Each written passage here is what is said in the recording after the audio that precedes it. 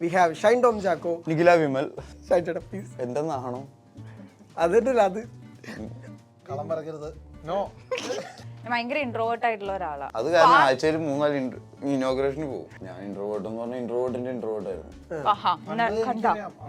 പിന്നെ കിളി പോയതിനു ശേഷമാണ് കിളി പോയതിനു ശേഷമാണ് ചിന്തിക്കാൻ തുടങ്ങുന്നത്.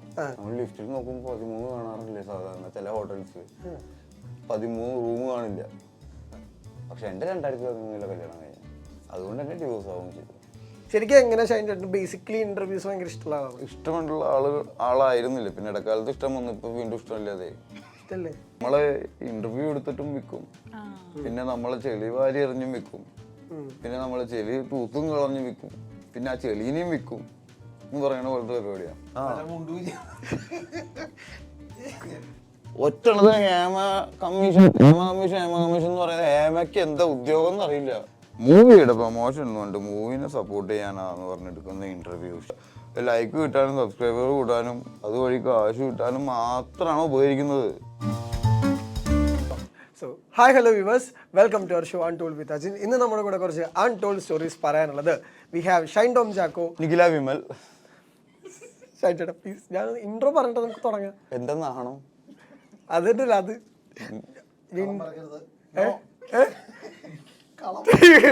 നക്ഷതങ്ങളാണോ? We have Shine Tom Chacko, Vishnu Unnikrishnan, Malavika. So 3 പേർക്കും വെൽക്കം. ഇനി തുടങ്ങാം. നമസ്കാരം. ഈ ഇത്രയും വർഷത്തെ ഒരു സിനിമാ ജീവിതം ഉണ്ടല്ലോ, ശരിക്കും ഈ സിനിമയെ കാണുന്ന വിധം എങ്ങനെയൊക്കെ മാറിയിട്ടുണ്ട്?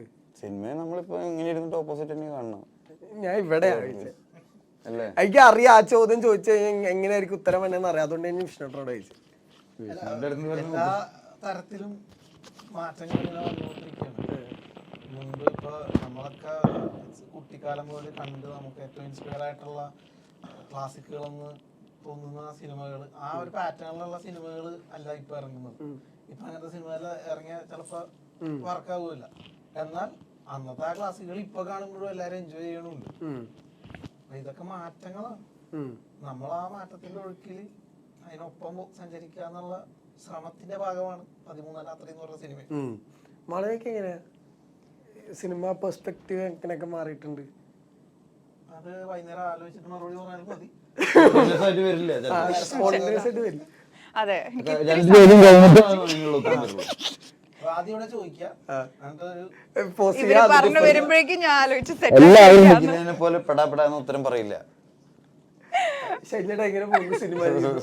അപ്പോഴേക്കും പോയോ? ആലോചിച്ചിട്ട് പറഞ്ഞാൽ മതി. എന്താണ് ചോദ്യം എന്ന് അറിയോ?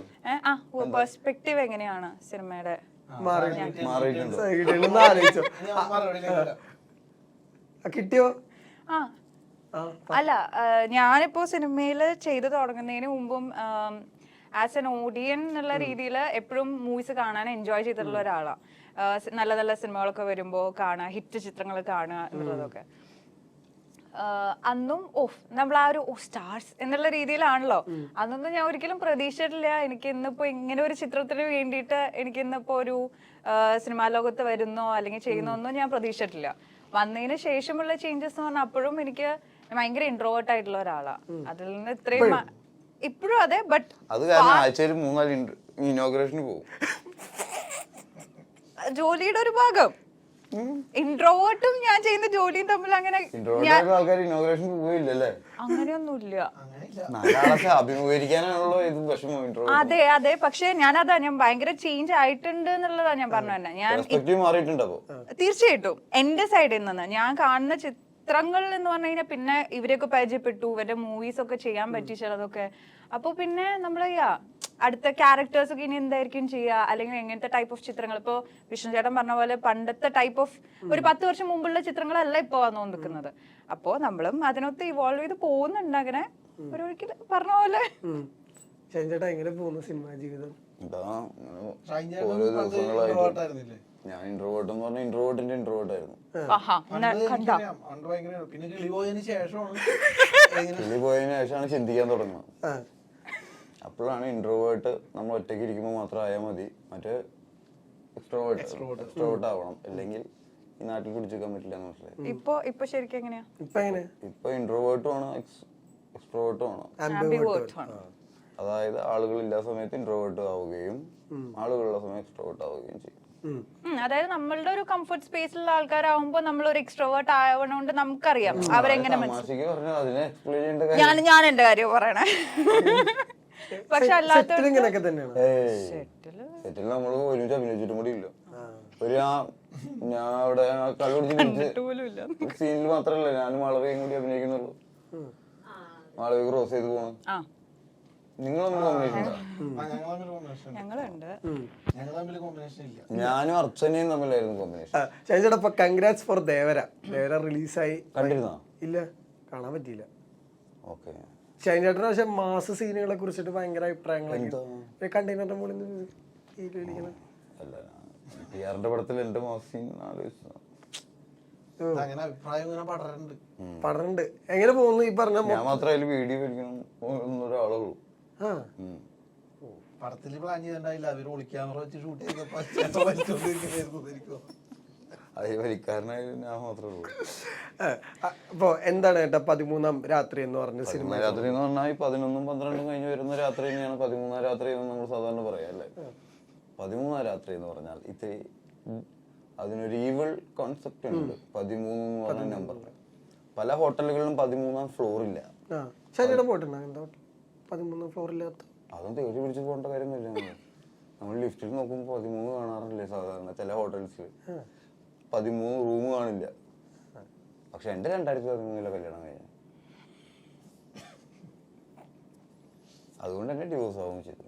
നമ്പറിന്റെ ഓരോ പ്രശ്നങ്ങളാണ്, നമ്മുടെ എല്ലാട്ടാ അങ്ങനെയാണ്.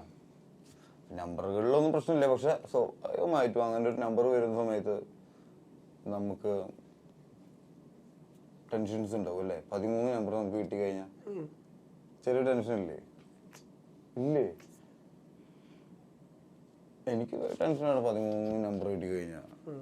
അതിന് തനിക്ക് ടെൻഷൻ ഉണ്ടാവും. അങ്ങനെ ഒരു വിശ്വാസം നമ്പറിന് അങ്ങനെ ഒരു അൺലക്കി നമ്പർ ചീത്തപ്പേരുള്ള നമ്പറാണല്ലോ. ശരിക്കും 13-ാം രാത്രി ശിവരാത്രി എന്നായിരുന്നു ആദ്യത്തെ ടൈറ്റിൽ. പിന്നെ ശിവരാത്രി എന്ന് പറഞ്ഞ ഉറക്കം പോകുന്ന രാത്രി. അതായത് 13 രാത്രി നമ്മുടെ ഉറക്കം നഷ്ടപ്പെടും എന്നാ പറയണ. അത് ശിവരാത്രിനെ കുറ്റം പറഞ്ഞിട്ടല്ല, അതായത് നമ്മുടെ ഉറക്കം കളയാൻ മാത്രമേ എന്തെങ്കിലും സംഭവിക്കുന്നു 13-ാം രാത്രിയിൽ. നമ്മുടെ ഷൂട്ടിങ്സ് അങ്ങനെയായിരുന്നു, ശിവരാത്രി ആയിരുന്നു ആക്ച്വലി. രാത്രിയിൽ അധികം പടവും കാരണം ന്യൂ ഇയറിന്റെ സമയത്ത് നടക്കുന്ന കഥയാണ്. ന്യൂ ഇയർ എപ്പോഴാണ് നടക്കണം? രാത്രിയല്ലേ, 12 മണിക്ക്. അപ്പൊ രാത്രി തന്നെ ഷൂട്ട് ചെയ്ത് പറ്റൂ. ഒരു ഡിസംബർ 31 നൈറ്റ് മൊത്തമാണ്. ആ ഒറ്റ രാത്രിയാണ് സിനിമ കാണിക്കുന്ന. അതിലുണ്ടാവുന്ന സംഭവ വികാസങ്ങളാണ്. ന്യൂ ഇയർ ഫസ്റ്റ് എങ്ങനെ 13-ാം രാത്രി ആയില്ലേ? അതെ, സിനിമ കാണുമ്പോഴാണ്.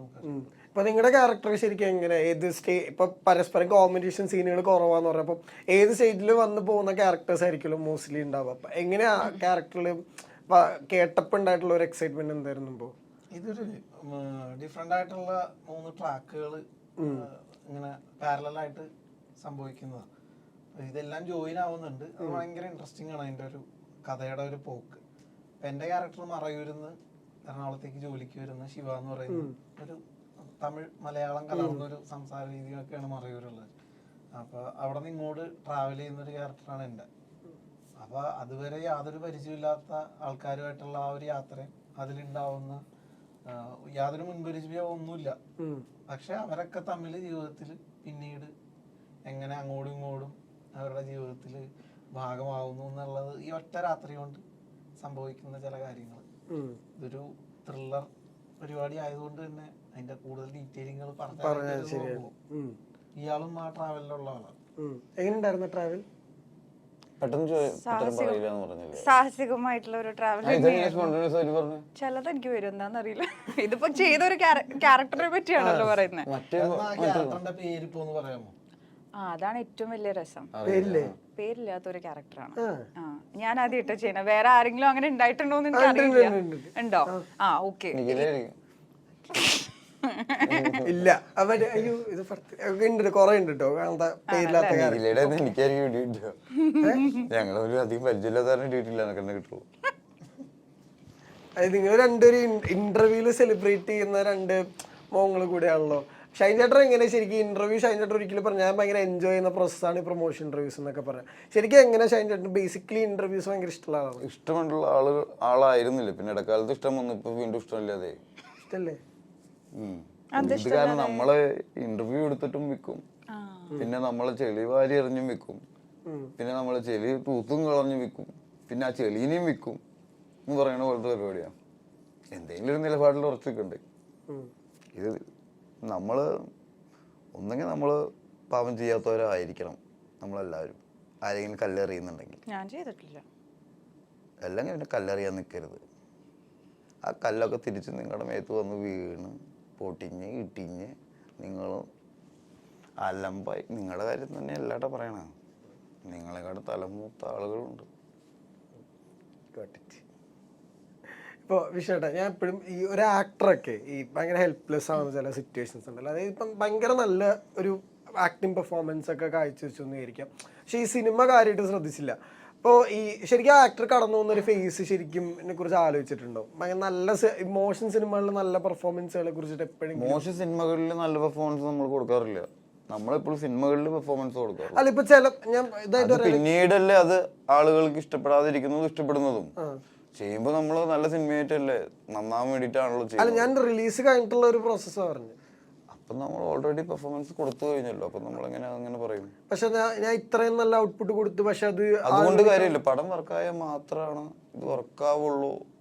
പടം വർക്കായി കഴിഞ്ഞാൽ ചിലപ്പോൾ നമ്മൾ നന്നായി പെർഫോം ചെയ്തിട്ടില്ലെങ്കിൽ കൂടി അത് ഭയങ്കരമായിട്ട് പെർഫോം ചെയ്തു എന്ന് അങ്ങനെ വർക്കാവും. പടം വർക്കായി കഴിഞ്ഞാൽ എല്ലാം വർക്കാവും. പിന്നെ എല്ലാം കുഴപ്പം ലാസ്റ്റ് വരെ ഡയറക്ടർ തലക്കായിരിക്കും. അല്ല എപ്പോഴും ചോദിച്ചതിന്റെ ഒരു സ്ഥാനത്തിലേക്ക് വരികയാണെങ്കിൽ പടം പറഞ്ഞ തിയേറ്ററിൽ വേണ്ട ഒരു വിജയം നേടിയില്ലെങ്കിലും ആസ് ആൻ ആക്ടർ എന്നുള്ള നിലക്ക് നിങ്ങളുടെ ഭാഗം നന്നായിരുന്നു എന്ന് കേൾക്കുമ്പോൾ സന്തോഷവും അതേസമയം സങ്കടവും ഉണ്ട്. ആ പടമായിരുന്നു ഒന്ന് ഓടേണ്ടതായിരുന്നു എന്ന്. ഇത് സിനിമ തിയേറ്ററിൽ കാണാതെ പിന്നീട് OTT-ൽ കാണുമ്പോൾ പിന്നീട് അങ്ങനെ പറയണ അനുഭവങ്ങളുണ്ട്. അപ്പോഴും നമുക്ക് സങ്കടവും വരും സന്തോഷവും വരും.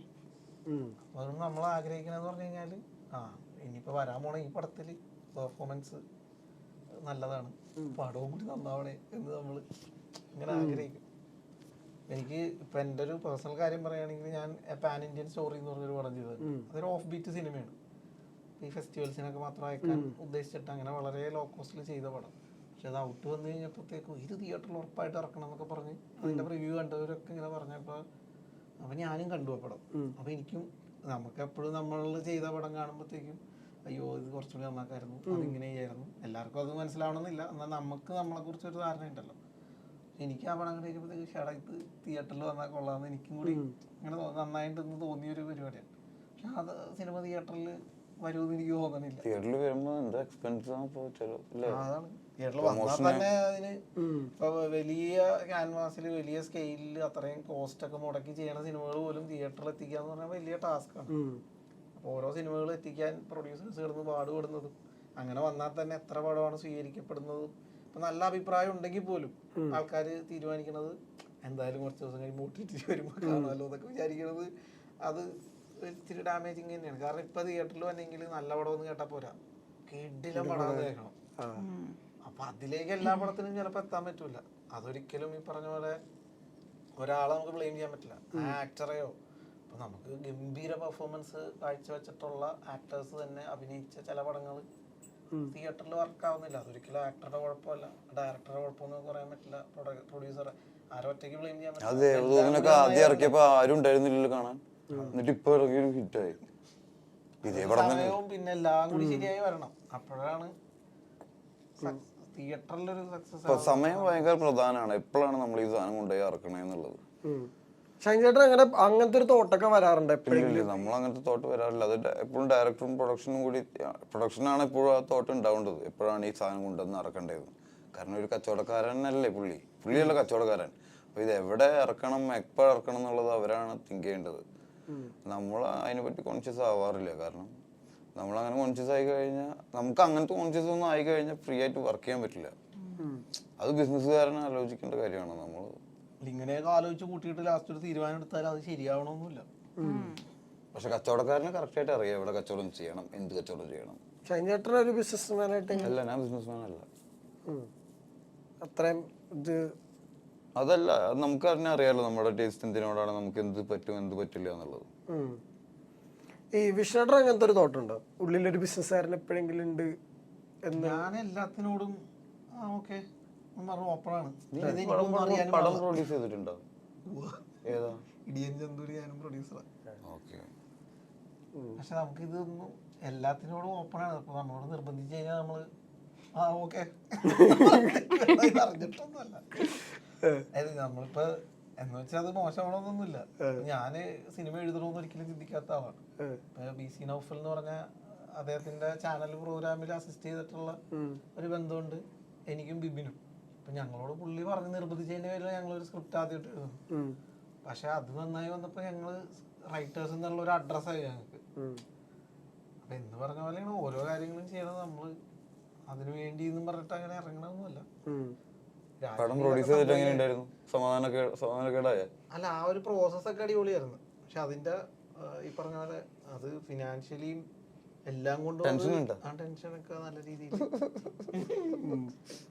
മാളവികയ്ക്ക് എങ്ങനെ പ്രൊഡ്യൂസർ കാണുന്ന ആഗ്രഹം ഉണ്ടോ? അയ്യോ, ഞാനിപ്പോ തൽക്കാലം നല്ല സ്വർണ്ണാഭരണങ്ങളൊക്കെ ഉണ്ടല്ലോ, വിറ്റൂടെ? അയ്യോ, ഇത് വിറ്റിട്ട് കാര്യമില്ല.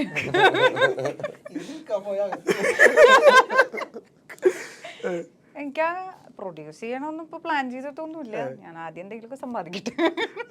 അല്ല, ഇനോഗ്രേഷൻ ട്രോളൊക്കെ കാണാറുണ്ടോ? ശരിക്കും ഇനോഗ്രേഷൻ വരുമ്പോഴത്തേക്കും കുറച്ച് ട്രോളൊക്കെ വരാറുണ്ട് അതിൻ്റെ ഇടയ്ക്ക്. ആൾക്കാർ പറയും അങ്ങനെ വന്നിട്ടുണ്ട് ഇവിടെ. ഞാൻ കൂടുതൽ നോക്കാൻ നിൽക്കാറില്ല. ഞാൻ എന്റെ വർക്ക് ചെയ്തിട്ട് വരലേ ഉള്ളൂ. ഷൈൻ ചേട്ടൻ ഇനോഗ്രേഷൻ പറഞ്ഞു. ഇനോഗ്രേഷനാ? ഞാൻ പരമാവധി ഇനോഗ്രേഷൻ ഇല്ലാതെയൊക്കെയാണ് നോക്കുക. കാരണം ഷൂട്ടിന്റെ ഇടയിലായിരിക്കും ഇനോഗ്രേഷൻ വിളിക്കുക.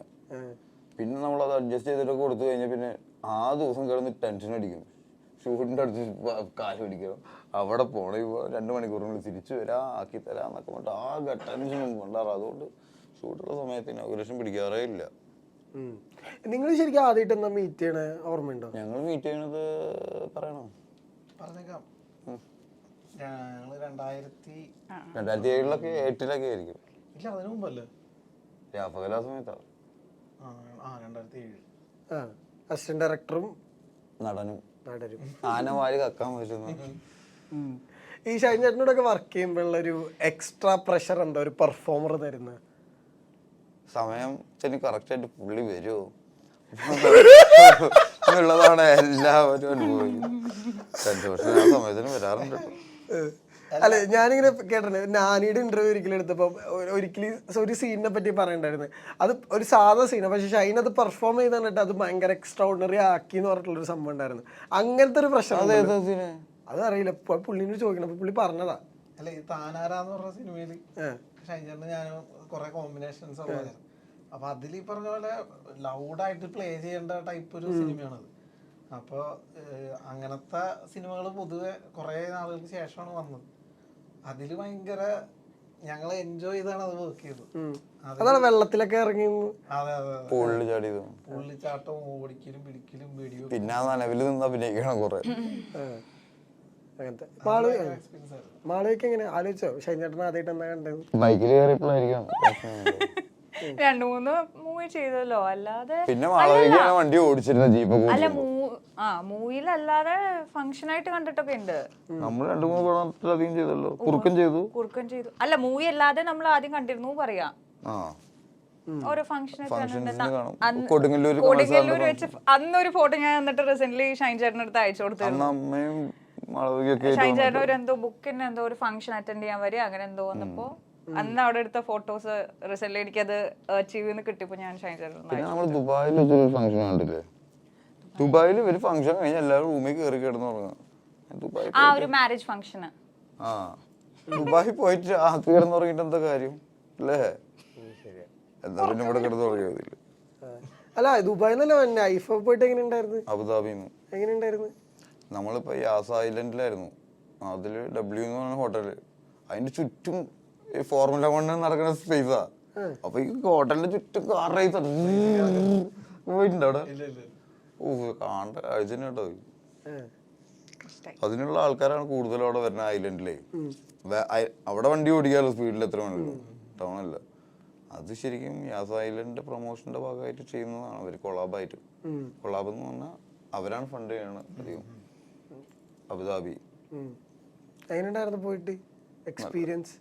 ഇന്നലെ ഷാറുഖ് ഖാനൊക്കെ വന്നിട്ടുണ്ടായിരുന്നു. ഡാൻസ് ഒക്കെ ഞാൻ കണ്ടില്ല, ഭയങ്കര തിരക്ക് ഷാറുഖ് ഖാൻ അവിടെ. ഷാറുഖ് ഖാനെ നേരിട്ട് കണ്ടിട്ടോ ഞാൻ? അന്ന് നമ്മൾ അവരൊക്കെ എടുത്തു പൊക്കിയപ്പോഴൊക്കെ ഉണ്ടായിരുന്നില്ലേ?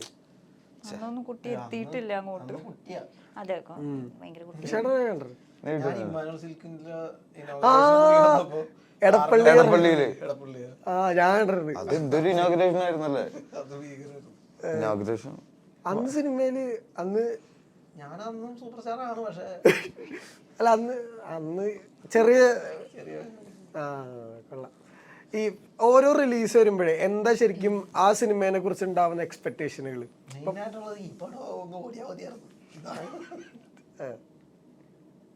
അല്ല, നമ്മൾക്ക് ഓരോ പടങ്ങൾ വരുന്ന സമയത്തും ഏത് പടം എത്ര രീതിയിൽ ഓടും, എത്ര രീതിയിൽ ഹിറ്റാവും എന്നുള്ളത് നമുക്ക് അറിയാമല്ലോ ഏകദേശം. എന്നാലും ഹിറ്റാവുക അല്ലെങ്കിൽ ഹിറ്റാവാതിരിക്കുക എന്നുള്ളതല്ല, ആളുകൾക്ക് ഒരു പുതിയൊരു അനുഭവമായിരിക്കണം, പുതിയൊരു കഥയായിരിക്കണം, പുതിയൊരു സിനിമയായിരിക്കണം. അല്ലാതെ ഒന്നുമല്ലാതെ ആയി പോരുത്. ഒരു പടം ചെയ്തിട്ടാകുന്ന എന്തെങ്കിലും പ്രൊഡക്റ്റീവായിട്ട് ഉണ്ടാവണം.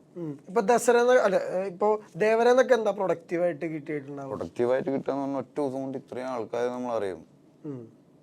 മനസ്സിലായോ? ലൈക്ക് അങ്ങനെയാണ് നമുക്ക് പാൻ ഇന്ത്യൻ മാർക്കറ്റ് വരുന്നത്. അത് നമുക്ക് ഇവിടെ നമ്മൾ പടം ചെയ്യുന്ന സമയത്ത് നമ്മളെ ഉപകരിക്കും. അല്ലാതെ നമ്മളൊരു പടം ചെയ്ത് കഴിഞ്ഞാൽ ഇത്രയും റീച്ച് കിട്ടുമോ? എത്ര നല്ല പടാന്ന് പറഞ്ഞാലും ഇത്ര റീച്ച് കിട്ടില്ല. ബാലയുടെ അടുത്ത പടത്തില് ഉണ്ടെന്നിങ്ങനെ കേട്ട് അത് ഷൂട്ട് തുടങ്ങി. കണ്ടോ ബാലയെ കണ്ടു. ബാലയ കൂളായിട്ടുള്ള ഒരു വിഷയം.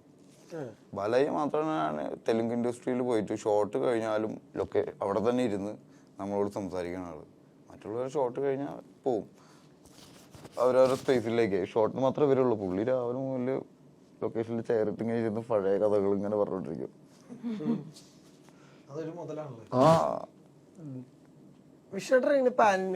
തമിഴ് അങ്ങനത്തെ ഓഫറുകൾ എങ്ങനെ വന്നിട്ടുണ്ട്? പുള്ളി ഇവിടെ തന്നെ തമിഴായിട്ടൊക്കെ അഭിനയിച്ചോണ്ടിരിക്കുക. അതാ ഞാൻ ചോദിച്ചത്. ഇതില് തമിഴ് ക്യാരക്ടർ ആണല്ലോ. ഈ അമർ അക്ബർ എന്നിട്ട് കഴിഞ്ഞ സമയത്തും അങ്ങനെ വന്നിട്ടില്ല. From the writer point of വ്യൂല് ഓഫറുകളൊന്നും. കട്ടപ്പനയിലെ ഋതിക് റോഷനാണോ ഉദ്ദേശിച്ചത്?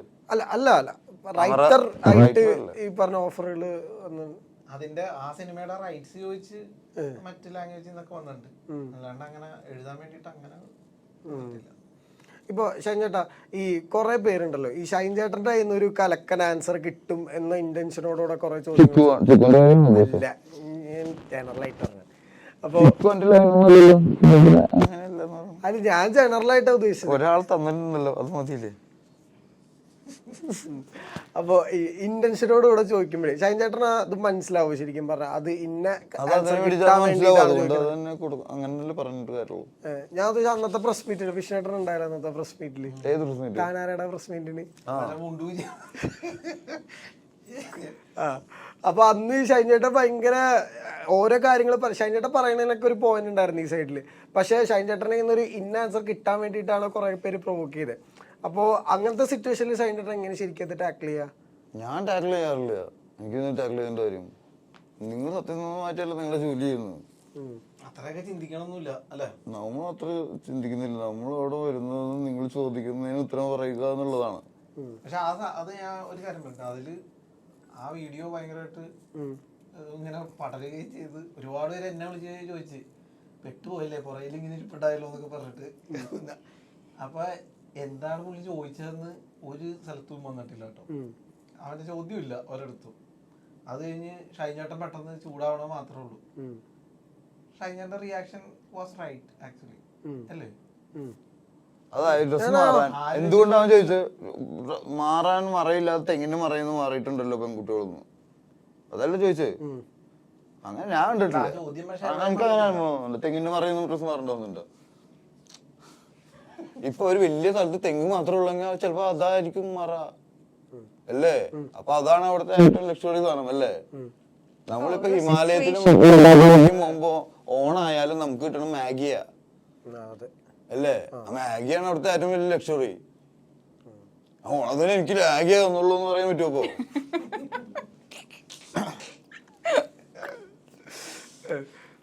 അപ്പൊ അവൻ എന്തൊക്കെയാ ചോദ്യങ്ങൾ ചോദിച്ചു. പിന്നെ ഒറ്റണത് ഹേമ കമ്മീഷൻ എന്ന് പറയുന്നത് ഹേമയ്ക്ക് എന്താ ഉദ്യോഗം എന്നറിയില്ല. അത് ഞാൻ തിരിച്ചു ചോദിച്ചു, അതൊന്നും വന്നിട്ടില്ല അതില്. അതൊന്നും ഉണ്ടായില്ല. ഇല്ല, ഞാൻ മുൻകൂട്ടി പറയണമെന്ന്. ഒരാൾക്കും അറിയില്ല ഹേമ എന്തിലും ഉദ്യോഗസ്ഥ എന്താണ് വർക്ക് ചെയ്യണമെന്നൊന്നും. അല്ല, ഞാൻ എന്റെ പേഴ്സണലി ഉള്ള കാര്യം പറയാം. ഇത് ഷൈജാന്റെ വട്ടം ദേഷ്യം വന്ന് ഷൈജാൻ അത് പറഞ്ഞു. അത് കഴിഞ്ഞിട്ട് ഈ പറഞ്ഞവനായിട്ട് തുളത്ത് കഴിഞ്ഞിട്ട് അവിടെ നിന്ന് ചായ കുടിച്ച് ഇവര് തമ്മിൽ വർത്താനം പറഞ്ഞിട്ടാണ് ഇവിടുന്ന് ഇറങ്ങി പോണത്. എന്നിട്ടാണ് അവൻ ഈ കട്ട് ചെയ്തിട്ടുണ്ട്. വീഡിയോ ഷൈജാന്റെ എണീക്കുന്നു, കൊണ്ടുപോകുന്നു, ചീത്ത പറയുന്നു. ഇത് മാത്രം എന്തിനാണ് ആ മറുപടി പറഞ്ഞതെന്നോ ആ ചോദ്യം എന്താണെന്നോ വേറെ ആർക്കും അറിയില്ല. നമ്മൾ ആ റൂമിലുണ്ടായിരുന്ന അത്രയും പേർക്ക് അറിയാം അതിലൊരു കുഴപ്പമില്ലാത്ത കാര്യമാണോ പറഞ്ഞത്. പക്ഷെ അതിനുശേഷം പറഞ്ഞ ഈ കാര്യമോ ഇതൊന്നും വന്നില്ല എന്ന് കാണുമ്പോ അതിനേക്കാൾ വിഷമമുള്ള കാര്യം ആ സിനിമയുടെ പ്രമോഷൻ എന്ന് പറഞ്ഞ് ആ സിനിമയെ കുറിച്ചൊരു വാക്കോ അതിനെ കുറിച്ച് ഒരു സ്ഥലത്ത് എവിടെയും പരാമർശം. ആ സിനിമ 2 പ്രാവശ്യം കണ്ട ഒരാളുണ്ട് ഇവിടെ, അതും വന്നിട്ടില്ല. ആ സിനിമയ്ക്ക് എന്തെങ്കിലും ഒരു ഗുണം ഉണ്ടാവുന്ന രീതിയിൽ എന്തെങ്കിലും ഉപയോഗിച്ചിട്ടുണ്ടാവും. അതുകൊണ്ട് ഞാൻ ഇന്റർവ്യൂ കൊടുക്കുന്നില്ല എന്ന് പറഞ്ഞു. കാരണം മൂവിയുടെ പ്രൊമോഷൻ എന്നുകൊണ്ട് മൂവിനെ സപ്പോർട്ട് ചെയ്യാനാന്ന് പറഞ്ഞെടുക്കുന്ന ഇന്റർവ്യൂ സത്യത്തിൽ മൂവിനെ ഒരു തരത്തിലും ഹെൽപ്പ് ചെയ്യുന്നില്ല. ഇത് നിങ്ങൾക്ക് ലൈക്ക് കിട്ടാനും സബ്സ്ക്രൈബർ കൂട്ടാനും അതുവഴി കാശ് കിട്ടാനും മാത്രമാണ് ഉപകരിക്കുന്നത് ആക്ച്വലി. അപ്പം നിങ്ങളും ആലോചിക്കുക, ഇത് എന്തിനു വേണ്ടിയിട്ടാണ് മൂവിയുടെ പ്രൊമോഷൻ കൊണ്ട് ഇന്റർവ്യൂസ് എടുക്കുന്നത്? എന്തെങ്കിലും ഒരു സപ്പോർട്ടിന് വേണ്ടിയിട്ടല്ലേ? അപ്പം ഈ സപ്പോർട്ടിന് വേണ്ടി എടുക്കുന്ന ഇന്റർവ്യൂ ഒക്കെ നമുക്ക് വിരോധമായിട്ടാണ് ഉണ്ടാവുന്നത്. താനെ അവരെ കുഴപ്പമില്ലാത്ത റിവ്യൂ വന്നിട്ടും ആൾക്കാർക്ക് എൻജോയ് ചെയ്യാവുന്ന പടമായിട്ടും എന്തെങ്കിലും സപ്പോർട്ട് നിങ്ങളുടെ ഭാഗത്ത് വന്നാ ആ സമയത്ത് മുഴുവൻ നിങ്ങൾ ഹേമ കമ്മീഷൻ എന്ന് പറഞ്ഞിട്ട് ഇരുന്നില്ലേ? ഈ മൂവി ഉണ്ടെങ്കിലാണ് നിങ്ങൾക്ക് ഇതൊക്കെയുള്ളൂ. ഹേമ കമ്മീഷൻ വണ്ടി ഇരുന്നിട്ട് ഒരു കാര്യമില്ല. അതൊക്കെ അവർ അന്വേഷിക്കുക, റിപ്പോർട്ട് കൊടുക്കുക ചെയ്തു. മൂവി ഉണ്ടെങ്കിൽ ഈ ചാനലും ഉള്ളൂ, എല്ലാം ഓൺലൈനും ഉള്ളൂ. ആദ്യം ചോദിച്ചതിന് മറുപടി ഇപ്പോഴാണ് കിട്ടിയത്. ഞാൻ പറഞ്ഞിരുന്നു. അല്ല, പക്ഷെ നേരത്തെ നമ്മുടെ കമ്മിങ് ബാക്ക് ടു ക്യാരക്ടർ അപ്പേക്കും പിന്നെ വേറെ ഈ പറഞ്ഞ പോലെ മൂവി വിട്ട് കുറെ കാര്യങ്ങളിലേക്ക് പോയി. ഇല്ല, മൂവിനെ പറ്റി തന്നെയാണ് പറഞ്ഞത്. മൂവി ഉണ്ടെങ്കിൽ അത് കറക്റ്റാ, അത് ശരിയാ. അല്ല, അപ്പൊ ഞാൻ പറഞ്ഞു വന്ന എന്റെ ഇതിലൊരു ക്യാരക്ടർ നെയിമോ കാര്യങ്ങളോ ഇല്ല. വൈ? ബിക്കോസ് പല ലേഡീസിനെയും റെപ്രസെന്റ് ചെയ്തുകൊണ്ട് കാണിക്കുന്ന ഒരു ക്യാരക്ടറും കൂടി ആയിട്ടാണ് ഇതിൽ ചെയ്തിട്ടുള്ളത്. അപ്പൊ അതിലെനിക്ക് ഒരുപാട് സന്തോഷമുണ്ട്. കാരണം നമ്മളിപ്പോ ഡെയിലി ന്യൂസ് പേപ്പർ വായിക്കണവരൊക്കെ കുറവായിരിക്കും ഇപ്പോൾ. പക്ഷെ എന്നാൽ കൂടെ പലതും കേസും കാര്യങ്ങളൊക്കെ ഓരോന്ന് അങ്ങനെ പലതും അല്ലെങ്കിൽ ഡെയിലി ഓരോന്ന് നമ്മളിങ്ങനെ കേട്ടുകൊണ്ടിരിക്കുന്നുണ്ട്. അപ്പോ അതില് ഒരു നോർമൽ ലൈഫില് ഞാനൊരു സെയിൽസ് ഗേളിന്റെ ക്യാരക്ടറായിട്ടാണ് ചെയ്യുന്നത്. അപ്പൊ ആ കുട്ടി പേരില്ല. ഞാൻ പല ദിവസവും ചോദിക്കാറുണ്ടായിരുന്നു എന്റെ പേരെന്താ. പേരാരും വിളിക്കുമോ? അങ്ങനെയൊന്നും ഇല്ല. എന്റെ പേര് വിളിക്കും. അല്ല, സിനിമയില് പേര് വിളിക്കില്ലേ? അങ്ങനെ വിളിക്കൂ. രാത്രി നടക്കുന്ന സംഭവമാണ്. ഇയാള് വീട്ടിൽ നിന്ന് വന്ന് ബസ്സിൽ കയറി. പിന്നെ ആരാ പരിചയക്കാര്? പേരറിയണ ആരും ഇല്ല. മനസ്സിലായോ? അങ്ങോട്ടും ഇങ്ങോട്ടും ആർക്കും പേരിന് ബസ്സിലാണ് ട്വിസ്റ്റ്. അപ്പൊ എന്റെ പേരൊക്കെ പറയുന്നുണ്ട്. കാരണം ഞാൻ വേറെ ആളെ പരിചയപ്പെടുമ്പോ എന്റെ പേര് പരിചയപ്പെടുത്തുന്നുണ്ട്. ഇയാൾക്കതില്ല. അതില് നടക്കുന്ന പരിചയപ്പെടുന്ന ആൾക്കാർ പലരും ഹെൽപ്പ് ചെയ്യുന്നവരുണ്ട്, പലരും വേറെ രീതിയിലാവുന്നവരുണ്ട്. അപ്പൊ അതൊക്കെ ഒരു സാധാരണ ഒരു പെൺകുട്ടി ഇല്ല. അത് സസ്പെൻസ് ആണ്.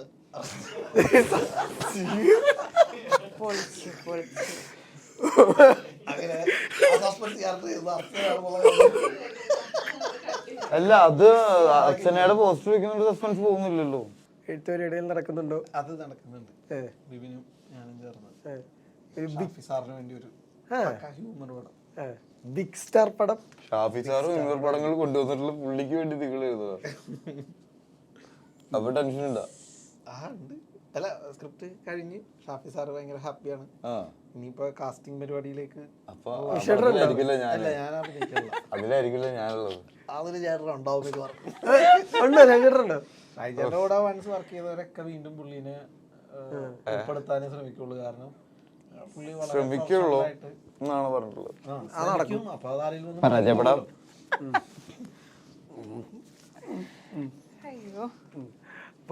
അപ്പോൾ ഒക്ടോബർ 4-ന് എന്താണ് ഒക്ടോബർ 13 റിലീസ് ഒക്ടോബർ ജയന്തി. ബിവറേജ് അവധി 1-2 അവധി അടുപ്പിച്ച്. അപ്പോൾ ഈ പറഞ്ഞ പോലെ ഒക്ടോബർ 4-ന് 13 രാത്രി തിയേറ്ററിലേക്ക് എത്തുകയാണ്. എല്ലാവിധ ആശംസകളും. എന്റെ അതിരാത്രിയാണെന്ന് കൂടി പറഞ്ഞു. അപ്പോൾ പറഞ്ഞ നിങ്ങളുടെ കരിയറിൽ ഈ 13 രാത്രി എന്ന സിനിമ വലിയൊരു വിജയം ആവട്ടെ എന്ന് ആശംസിക്കുകയാണ്. Thank you for the timing and all the best. All the best for all the love and love story.